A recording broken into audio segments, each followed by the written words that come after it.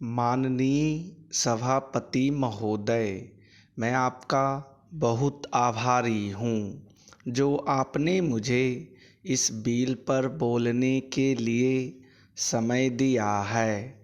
यह जो बिल सहकारिता समिति को एक समिति में भेजने का निश्चय किया गया है, जिस पर कल से बहस हो रही है, उस पर मैं आपके आदेश से कुछ कहना चाहता हूँ।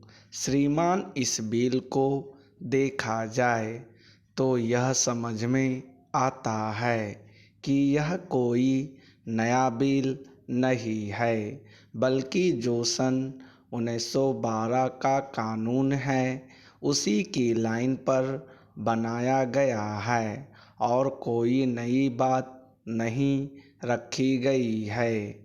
श्रीमान, इसमें सहकारी खेती की बात रखी गई है। अगर यह कहा जाए कि यह कोई नई बात नहीं है तो गलत नहीं होगा। जहाँ तक सहकारी खेती का संबंध है तो उसकी तरफ जनता और विशेषकर किसानों का बिल्कुल कोई झुकाव नहीं है और उनका झुकाव न होने के कारण उन्होंने उसे उस सीमा तक नहीं अपनाया जितनी सरकार को आशा थी। श्रीमान, आपको मालूम है कि नागपुर कांग्रेस में यह प्रस्ताव पास हुआ है कि सहकारी खेती कराई जाए। पूरे देश में इस समय इसका जोर चल रहा है और इसको लाने के लिए ना मालूम इसके कितने रूप रखे गए हैं। यह कहा गया है कि इसके अंदर कोई जोर नहीं है। अभी एक माननीय सदस्य कह रहे थे कि राजनीतिक पार्टी के लोग यहाँ पर सहकारिता के संबंध में कुछ कहते हैं और बाहर किसानों से कुछ और ही कहते हैं। वे किसी से यह भी कहते हैं कि तुम्हारी ज़मीन छीन जाएगी। मैं यह निवेदन करना चाहता हूँ कि यह जो कहा गया है और किसानों के अंदर जो भावना पैदा होती है वह इस बिल से साफ स्पष्ट होती है कि वह गलत भावना नहीं है। मैं यह जानता हूँ कि जब किसान पार्टी का जोर बढ़ा और किसानों की आवाज़ ऊंची हुई तो सरकार ने और हमारे नेताओं ने यह कहना शुरू कर दिया कि हम सहकारी खेती को किसानों के ऊपर लादना नहीं चाहते, बल्कि यह तो किसानों की इच्छा पर है। लेकिन इसके साथ ही साथ एक बात मैं पहले भी निवेदन कर चुका हूँ और फिर भी निवेदन करना चाहता हूँ कि नेताओं का अपना विचार होना चाहिए। किसी सभा में जब यह कहा गया कि यह जो सहकारी खेती शुरू की गई है यह तो अंत में सामूहिक खेती की तरफ ले जाएगी। माननीय सभापति महोदय, उन्होंने साफ कह दिया कि अगर सामूहिक खेती होती है तो इसमें भी मुझे कोई आपत्ति नहीं है।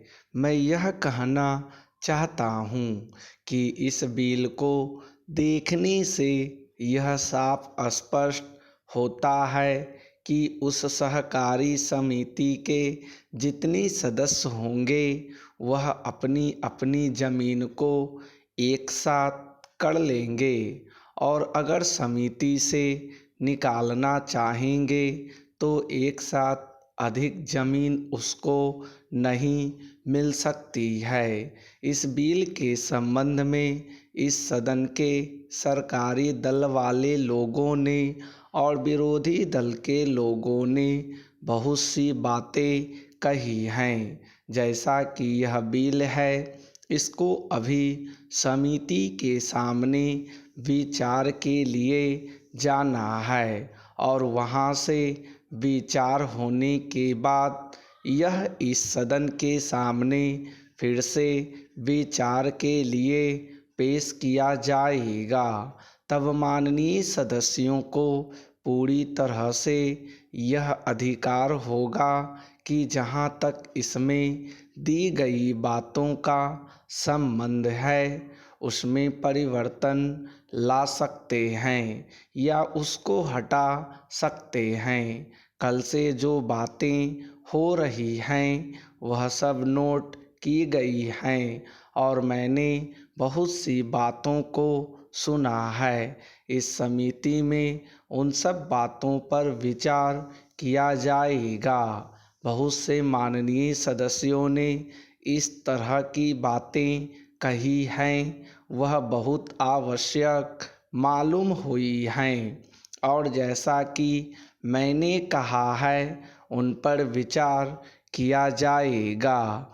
जहाँ तक सहकारिता का संबंध है, चाहे सरकारी दल वाले माननीय सदस्य हों, चाहे विरोधी दल वाले माननीय सदस्य हों, सबकी यह मांग है कि जब हम जनता के राज में विश्वास करते हैं और अपने यहाँ जनता का राज स्थापित कर लिया है और जबकि देश में गरीबी है और उसका गलत लाभ भी उठाया जाता है, तब सहकारिता की बहुत आवश्यकता है। इसको रोकने की आवश्यकता है, यह सभी लोगों की राय है। जहाँ तक इस सहकारी बिल का संबंध है, बहुत से माननीय सदस्यों ने बहुत सी बातें इसके संबंध में कही हैं।